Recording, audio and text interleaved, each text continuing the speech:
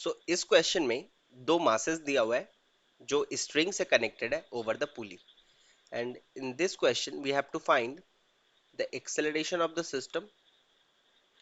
दोनों मासेस का एक्सेलरेशन हमें फाइंड करना है, और दूसरा टेंशन इन द स्ट्रिंग कितना होगा ये फाइंड करना है। टेंशन इन द स्ट्रिंग,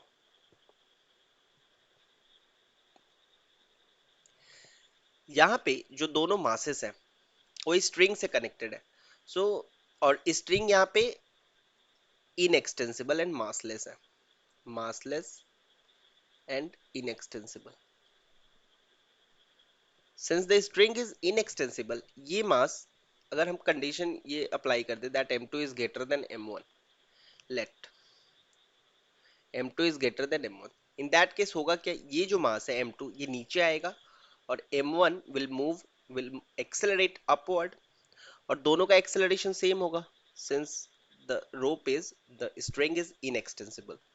सो ये अगर एक एक्सेलरेशन से नीचे आता है तो ये एक एक्सेलरेशन से ऊपर जाएगा।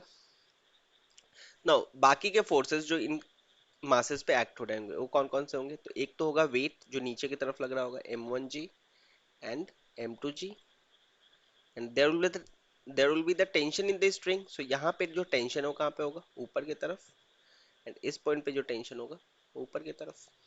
तो दोनों मासेस पे जो फोर्सेस एक्ट हो रहे हैं वो हमने यहाँ पे शो कर दिया। तो m1 का जो फ्री बॉडी डायग्राम होगा तो ये है, एंड m2 का फ्री बॉडी डायग्राम ये होगा।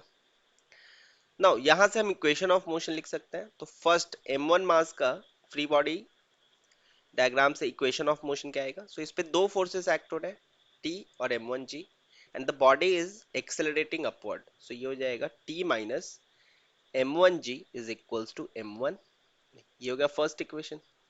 उसी तरह से हम सेकेंड ऑब्जेक्ट का इक्वेशन ऑफ मोशन लिख सकते हैं। तो इस पे दो फोर्सेस एक्ट हो रहे हैं t और m2g, and the body is accelerating downward, that means m2g is greater than t2, so net unbalanced force is m2g minus t, and that is equals to body का mass into acceleration।